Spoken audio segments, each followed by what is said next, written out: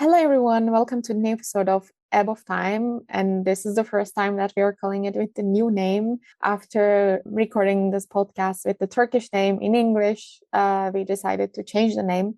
So, coming back to today's episode, today I would like to talk to Hosai Ayubi about the situation of women in Afghanistan. And since we are approaching, well, we are recording this episode before the 8th of March. It's not even March, it's still February, end of February. But this episode might come after the International Women's Days, which it actually doesn't matter because this issue is not only to be talked one day, but we need to discuss it all the time. So thank you so much, Osai, for joining. Maybe you can introduce yourself, first of all, what you do, what drove you to advocate for women's rights of Afghan women.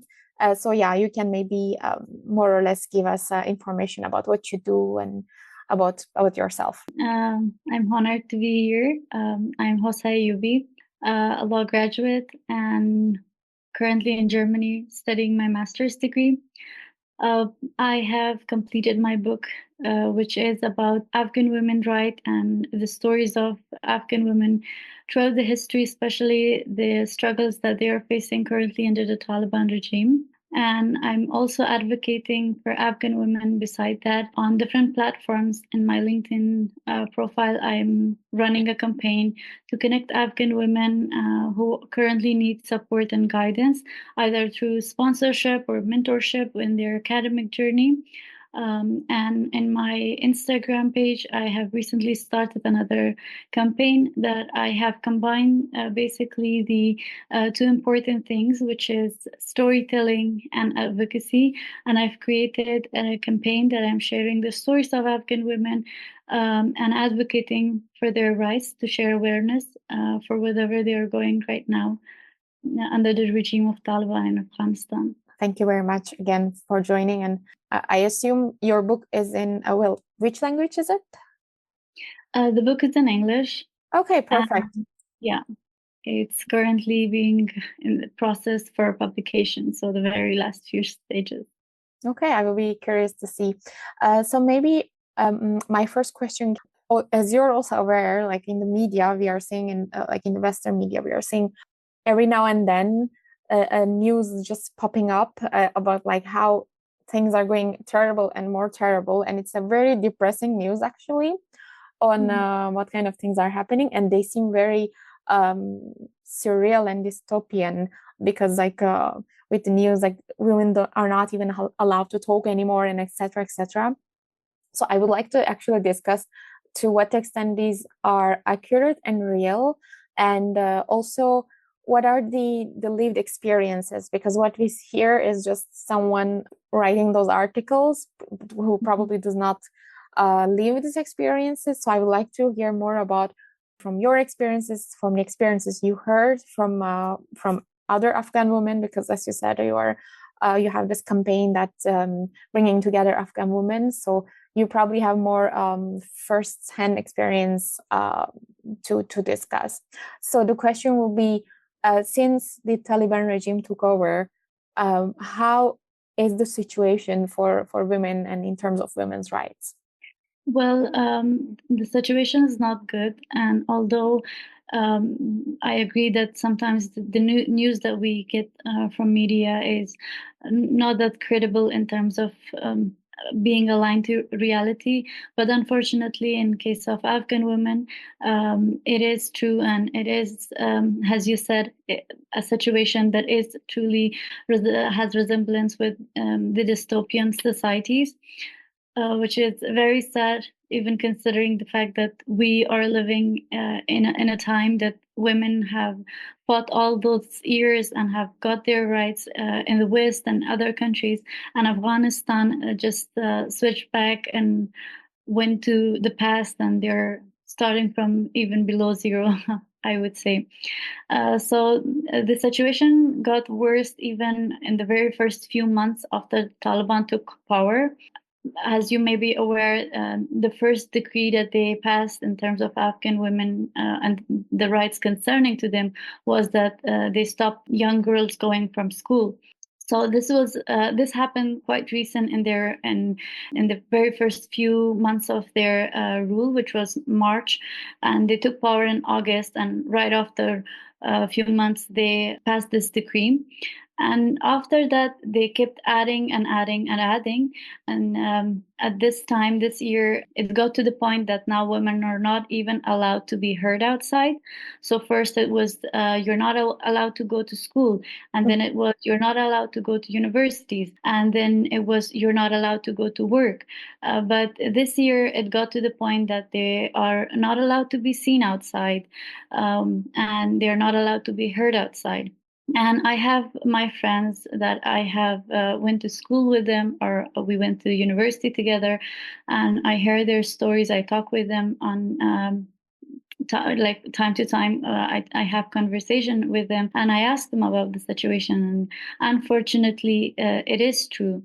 And the saddest part is that all these things are happening, and in the region, the locals are getting adapted somehow with this situation. They're starting to accept the situation, and I think that's the most scariest thing that could happen. That this situation would become a normal lifestyle. The normalization of a dystopian situation, especially for women in Afghanistan, is just traumatic. It's just sad, and those are the things that are happening. And I also have heard the stories from my own friends that they were allowed to at least be in some areas of studies. For example, they were allowed to be in nursery schools, so they would at least be there would be at least women in the areas of, for example, when another woman needs to deliver a baby, or in terms of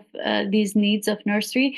But they also stopped that, and it's yeah, it's quite bad. Yeah. Well, for instance, since they also stopped that, like having nurses or doctors that would be focused on, I don't know, like as you said, delivering babies on birth, etc. So then who does it? I mean, how do they? Because it's like a very weird situation in a sense that you don't allow them to study, but then there will be women giving birth, or there will be women basically needing this medical services. So are they like, how would they be allowed to get these medical services if there is no women and if they are not allowed to be seen by men? Sadly enough, even during the time of Republic, these services were more for the women in the cities. So women in the rural areas and provinces, they will have it in traditional ways and homes and very unsafe and unsanitized birth. So basically, they're suggesting that this is our cultural way, and women can survive that. This is like normalizing all these cultural things from rural areas, because even in Republic time, the organizations, international organizations, and even there were groups from inside the capital and other cities, big cities, that they were fighting this situation. We were trying to create more possibilities for those women to get out of this cultural norm of giving birth at home, just for the sake of being safe and not be seen outside. But unfortunately, now it's vice versa. They're bringing those cultures back to the city and saying for the women, okay, this is normal. A generation of women has survived this way, and you can go back. And I think it's a gradual process. So what I heard from one of my friends, she works has a doctor in one of the hospitals that is basically for women and all the issues. And then she said that the name of the doctors are basically on paper. So you are on paper a doctor in the hospital, but you're not actively coming to the hospital. And sometimes like this was 2 years ago, so things has worsened from now. And they would just be on call. So whenever there would be a case, they would just call the doctor and they would come if it was needed. But other than that, now it's just like, okay, you have had a batch of students who learn how to do this, how to deliver babies. They will be around in the neighborhood. Whenever you need them, you call them. Well, it's obviously a way to basically keep women home. So Yeah, not even to exactly. the hospital, you don't go.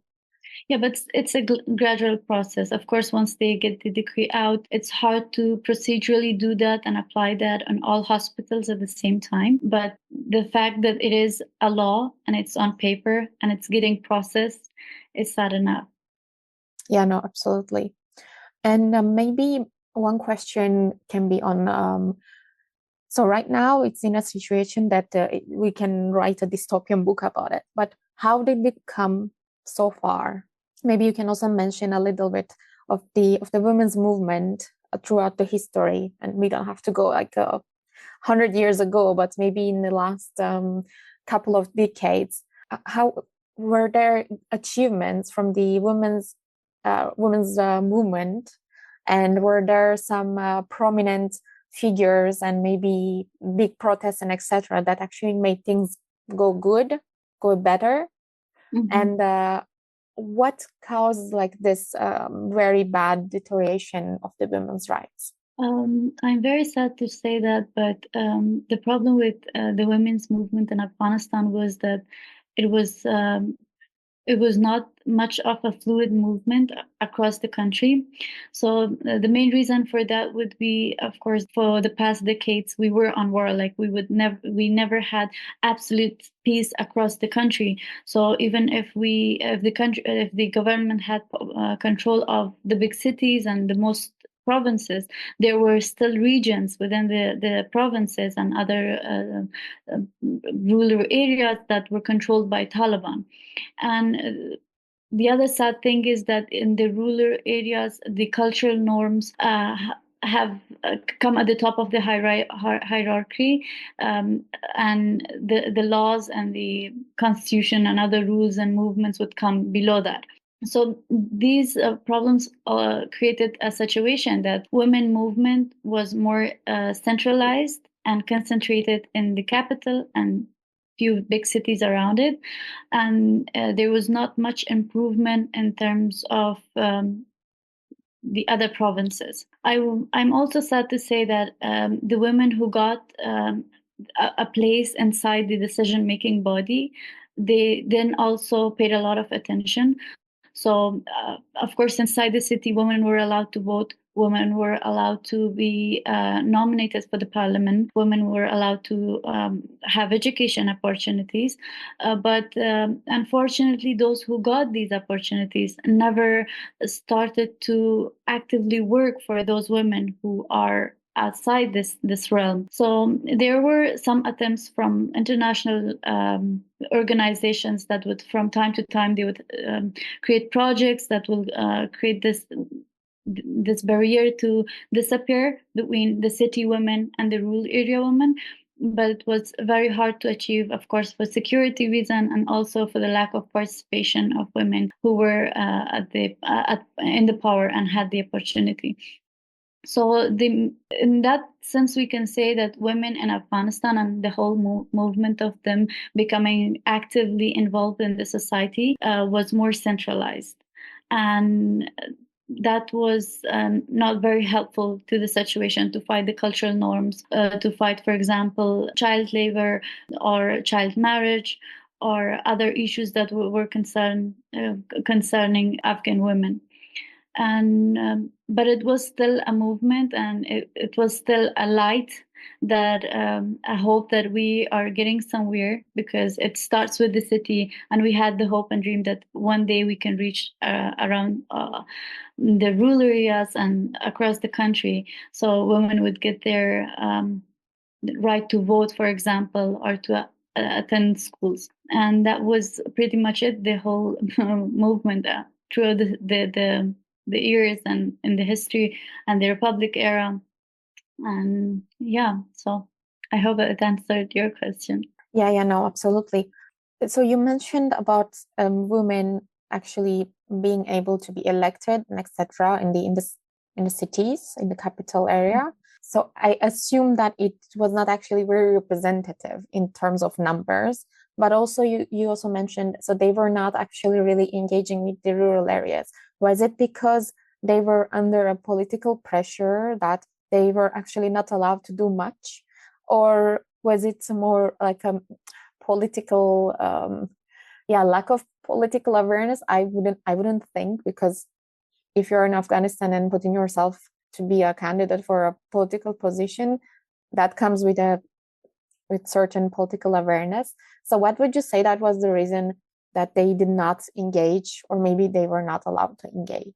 The main reason is, so whenever you go to a crowd of people, you really need to first do a research about your audience and how your audience will perceive the ideas or the things that you'd go preach for them. And that was the main barrier. The women in Afghanistan, they knew that even if they would go to the rural areas or talk with the leaders of those places, they will not be well received.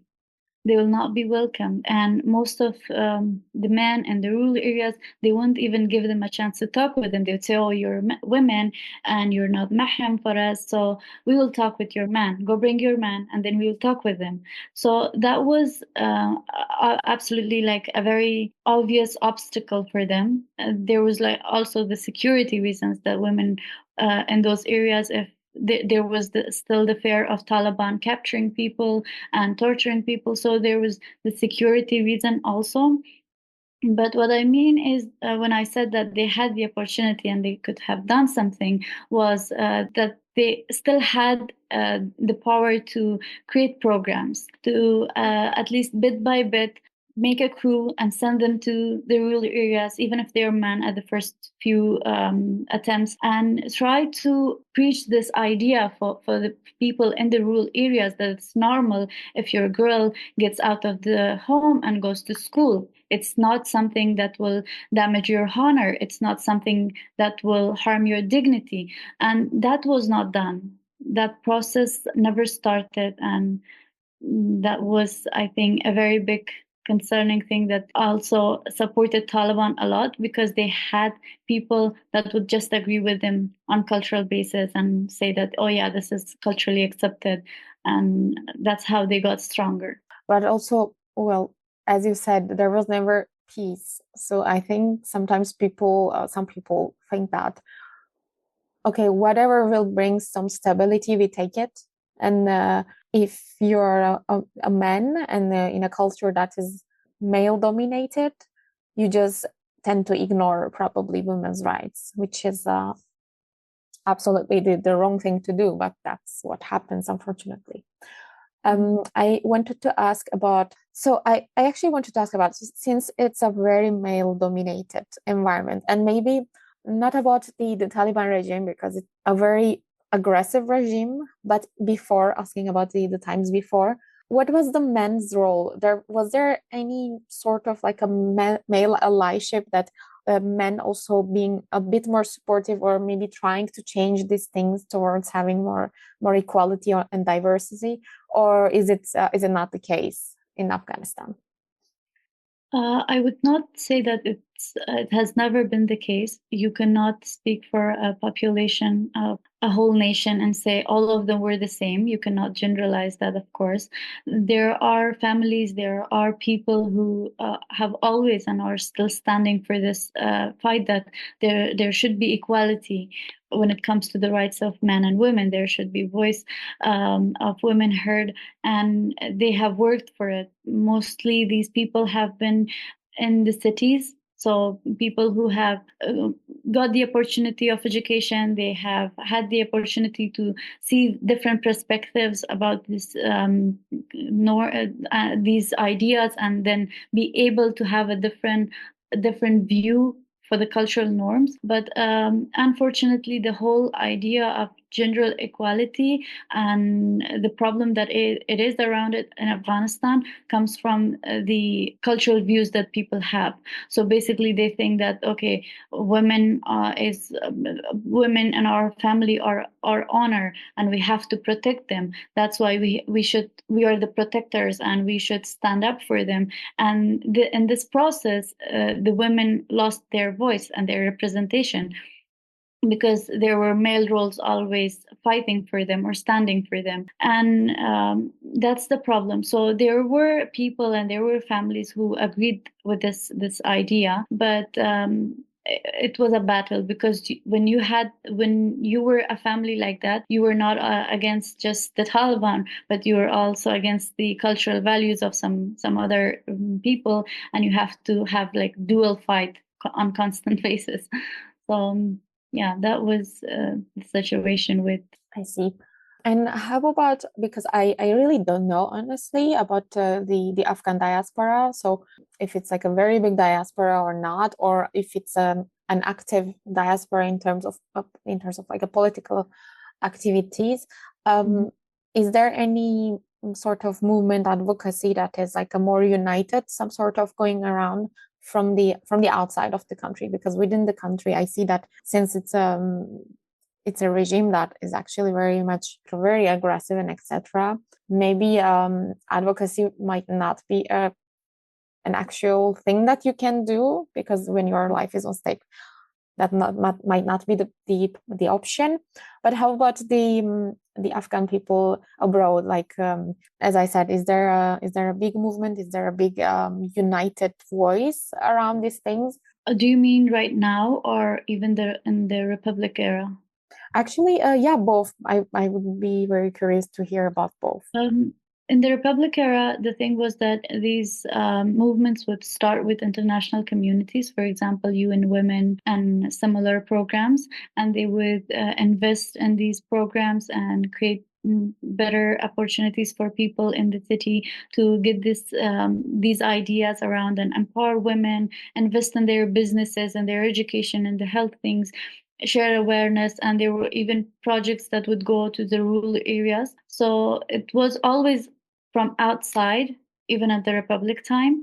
And as you said, right now, with the situation going, it's quite impossible to start a movement like this inside the country. But there are still programs of advocacy that the people who are outside the country, Afghan nationals who are outside the country, and they are creating programs that would share awareness and trying to create, for example, online platforms and do advocacy for women. And still there are UN platforms and similar international community platforms. But unfortunately, the programs and advocacies that people do outside the country, especially people who are not politically very powerful to influence the situation inside the country, would be only on awareness basis, so that the advocacy would be only to make these stories come on surface and be heard and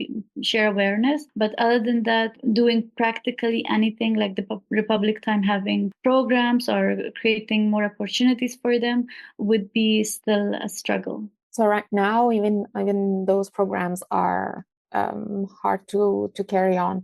So then, from your perspective, and maybe you also mention it in your book, I'm not sure, but how do you see the empowerment, or how do you see what can be done? Because since you are not actually able to, as even maybe international community, to have some programs or education, etc. So what is it to be done in this very scarce situation where the regime is actually not allowing almost anything and getting harsher and harsher every single day? What would be even the small changes? What would be the little solutions or something that would bring the light back again? I have thought about this same question for years and for long nights. And I have ideas that I think it will help the situation in a way or the other.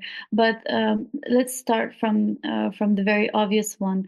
When it comes to the current situation, one thing that we should first accept is that the struggle that women had inside the country for getting their rights, at least even inside the big cities, that should not go for nothing. Like, women came a very long way. They had the right to vote, they had the right to education, to work and be equally treated in the society. So that is a proof that if the Afghanistan community, the people, the nation itself, if they get the chance, if they get peace, and if they get the opportunities and programs, they will prevail. They will get out of the situation, and women will have a say in things. So the first thing would be that there should be something done about the Taliban. An international community can hold them accountable, because Afghanistan is a party to number of agreements with international community, and even the government right now is not a republic or accepted government. It's a de facto authority. So obviously, international community can interfere and hold them accountable.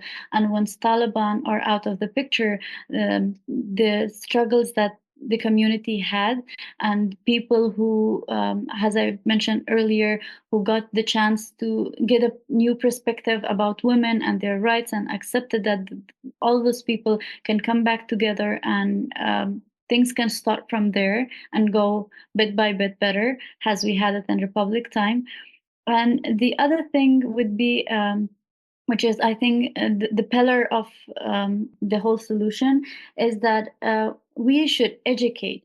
The more we educate, the more we educate families about the importance of women being part of society, the more it will be normalized and acceptable inside the community, that women rights should be recognized, and they would have more chances to get out in the society and engage. So we should try with those programs. We should share these stories. And that's one of the reasons that I have created this new advocacy, because I think stories are very powerful. And with storytelling, we can change a lot of things. And if we combine it with advocacy, and we sort of work on the community itself to be educated through these stories and learn something from these stories, then of course a lot of things will change.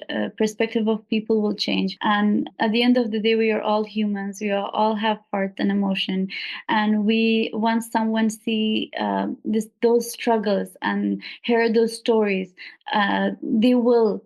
they will change, they will stand, and they will try to make a difference. So I think these are the things that we can do. We can share awareness, we can work, absolutely important, we should work on awareness and educating the community itself about value of women in the society. And at the current situation, most important of all, the intervenience of international community for getting the attention that Afghan people, especially Afghan women, needs right now, and the support they need from them. Absolutely, you're absolutely right.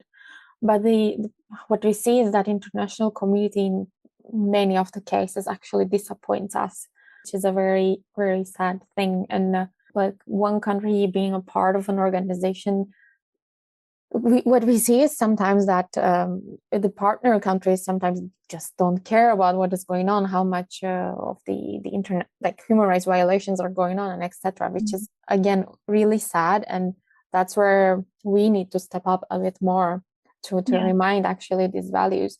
And now, even, and I say even in a sense that because we consider it like that, even in the West, in the US, for instance, we are seeing right now what's happening, like it's sort of a backlash on these women's rights and etc. And then it also raises the concern on now which international community are we going to depend, because wherever you turn your head, you see another kind of human rights violation, or women's rights is started to get again a bit, well, it's being attacked worldwide in general. So that's actually, like, I'm half optimist, pessimist, some sort of like in between something. So maybe before we like wrap up the conversation, I've been thinking a lot recently because of what's going on in the USA, in Europe, and etc., etc. So should we be hopeful? What is hope? Like, how should we react to this kind of things? Because it's also very exhausting for many of the activists actually to stay hopeful. So are you hopeful? I would, first of all, to directly answer the question, I am hopeful. I think hope is something that keeps us alive. If I wouldn't be hopeful, I wouldn't be waking up the next day, and I wouldn't be working. I'm absolutely hopeful. But when it comes to these topics, for example, you mentioned the international community. I have 2 points to mention. First, I do remember when you're a law student and you go through those you face those dilemmas, that you get to the questions. Okay, what when I'm studying international law and when I'm studying international community, and there are so much gray areas that people can use it, and you just sort of get in that situation that, okay, why they're even if they're doing this much things that are not fixing anything, if they are having these many problems, and if they're having these gray areas that people can and states can use, so why we have so much high hopes for them? I remember asking this question from one of my professors, and I was facing that dilemma, and he said, you know, the thing is that you should always think that what happened if they were not there?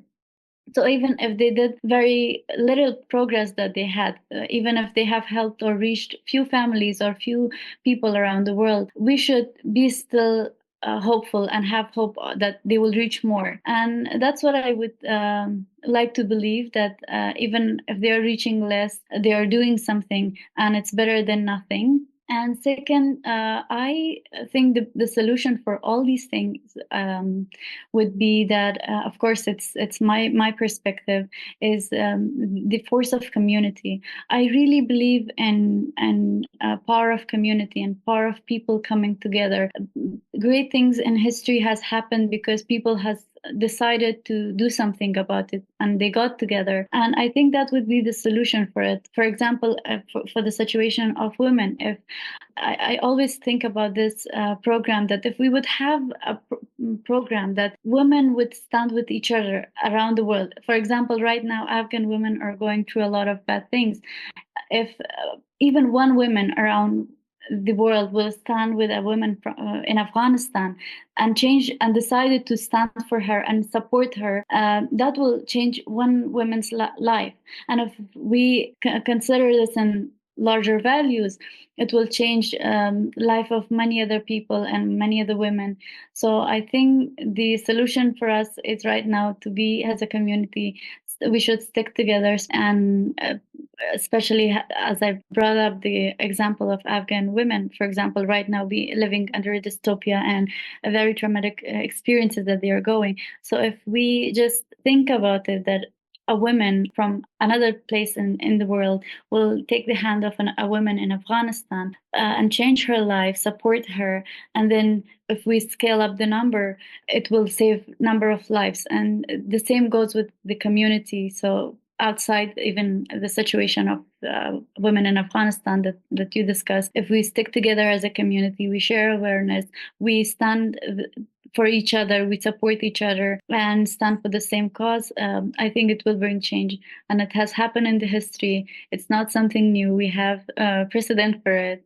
And I think that's our only hope. I absolutely agree. And I think it's a very good message to give, like, as we slowly wrap up, because after all these like political changes and etc., and very trusted institutions, people more and more feel like whatever we do is for nothing. But I think it's the opposite, because we always focus on the very big things, very big scale, very big changes. Yeah. But as you said, it's a human life is short, and if we are able to change a very little thing, like to inspire someone, to help someone, to facilitate someone to get the education, get the healthcare that they cannot, or even simply raising the awareness, speaking out more and more, advocating for it, I think that really matters after all. Maybe it will not change from one day to the other. It will not change the whole regime, or it will not change the laws that have been accepted, that have been adopted. But as you said, it is a very important thing to also have to know that someone is is working for you, someone is advocating for you, someone is sharing your stories, that is very strong, because that again will bring some hope, a light at the end, so you can just every day wake up and do whatever you're doing. But otherwise, if you leave each other all by ourselves, like everyone leaves each other alone, then you don't feel you don't see the exit, you know what I mean? Like you don't you stop thinking that there's even a little bit of hope, because there is no one around you, there is no community that is empowering you, even in the very smallest way. So yeah, no, I absolutely agree on what you were saying. And yeah, I think I kept you so long on a Friday evening. So if you have any like a last message, or if you want to mention, or even mentioning about your book actually, so it will maybe help a little bit, please go ahead.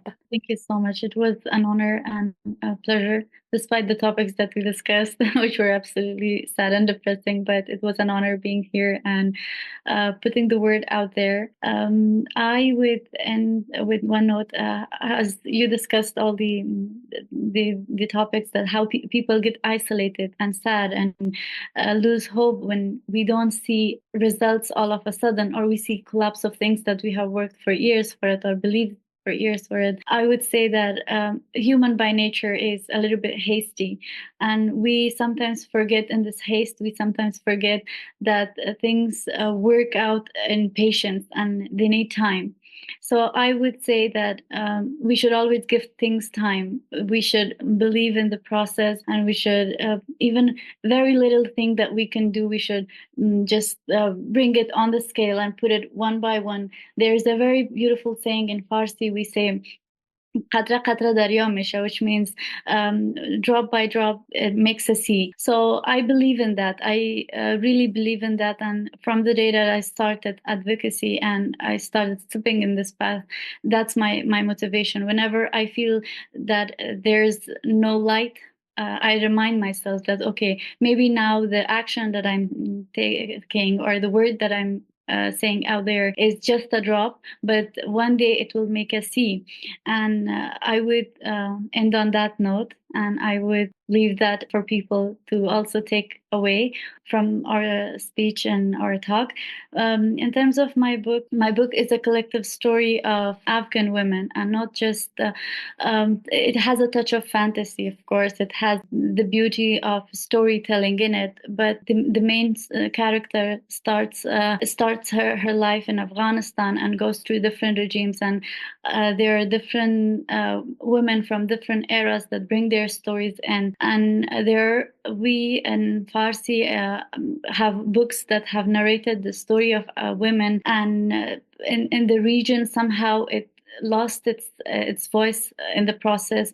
So I've also discussed some of the roles of women that has lost their place throughout history. So historical women also have a place in the book.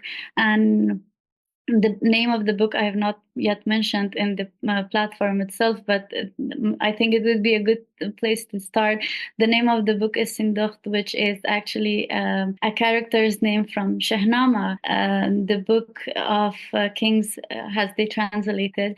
So the book starts with the name of a historical character, which is not much historical, to be honest. It's a myth, but you get the point.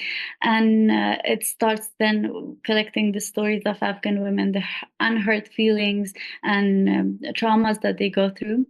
And yeah, I would love everyone to hear those stories, and for one day feel what it is to live in Afghanistan and be a woman, and that might change their mind for giving the value that Afghan women have fight for all these years, and not just leave them to go back below zero and start for nothing, and their sacrifices would would count nothing. So I just want the world to know that these sacrifices should be seen, should be heard, and that's the mission for the book. And yeah. Well, that is lovely, and I can't wait to read the book actually. And well, I'm a bit of an emotional person in general, so that I had some a moment here, but no, I'm so glad that our paths crossed one way or another, and that we got to talk about this. And I'm really happy that even like a very, very little contribution, that speaking about Afghan women and the struggle and the challenges, I'm very happy to do this. And absolutely, as you said, the human history is so long and our lives are so short, and so many challenges, so many difficulties. The way the history of the women movement, we started from the scratch, and then we arrived somewhere in this place that right now we are.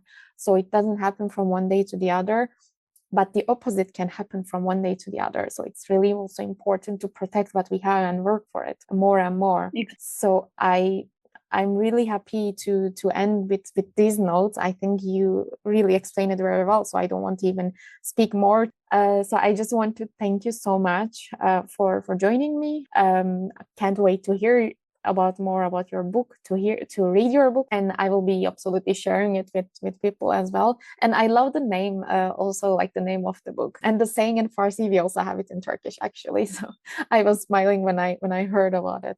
As you said, like every little contribution actually counts, because they are just gathering in a sea, and it really matters. So thank you so much again, and thank you for those who listen. I think there is a good message to take. So let's not lose hope, even in the darkest times. Just keep going and keep advocating and keep talking about it.